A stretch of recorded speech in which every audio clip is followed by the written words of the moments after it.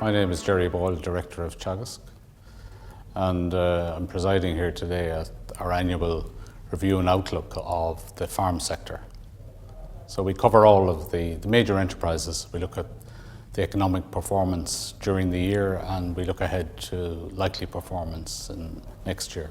Yeah, 2015 has been a difficult year, especially for dairy. It's the most standout case. Now there are contrasting developments depending on farm situations because it's an extraordinary year. You've had people coming into dairy for the first time, more farms expanding substantially, so really the benchmark in 2014 would be really irrelevant for them.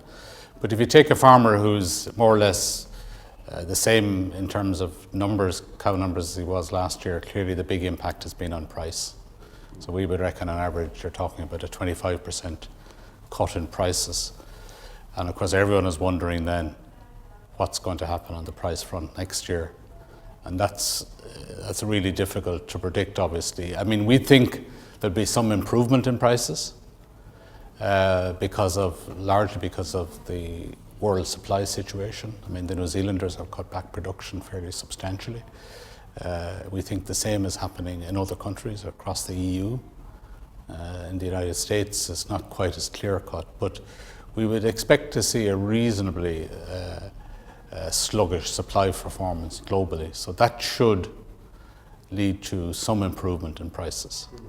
But of course, milk production is very seasonal in Ireland, really, and what really matters is the price at peak production around the middle of the summer months, because that's going to determine really the profitability for the year as a whole. But we'd be reasonably confident of some slight improvement. Production costs have declined because of input prices have pulled back quite significantly in some cases. I mean, oil prices have been hugely important in that respect, and they carry over into energy prices and fertilizer prices.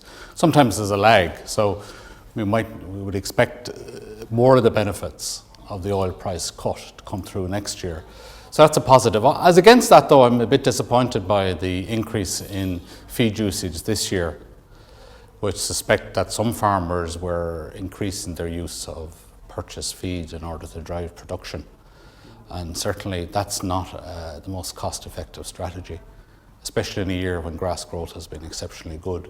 So it's something we would be monitoring very closely because it's unnecessary cost on many farms.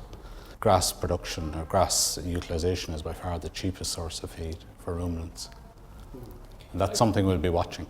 Well, I mean, Teagasc has a wide role from technical research and advice right through to economic analysis. But if you're trying to communicate with farmers, I mean, they want to know what does all of this technical advice and technical research mean in terms of the bottom line on their farm. So that's why we put a lot of attention to calculating the margins for different crops, for different livestock enterprises, and in turn, then we would want to calculate farm income, which includes the subsidies. So really, without an economic analysis, you only get a very partial picture of the likely developments on farm profitability, because while productivity is crucial, productivity gains can often be wiped out by market circumstances. In terms of the economic outlook, really, I think we'll see a recovery from last year in terms of incomes, so that there'll be a small positive increase in incomes next year following a downward adjustment this year, especially in dairy. So that's a positive thing.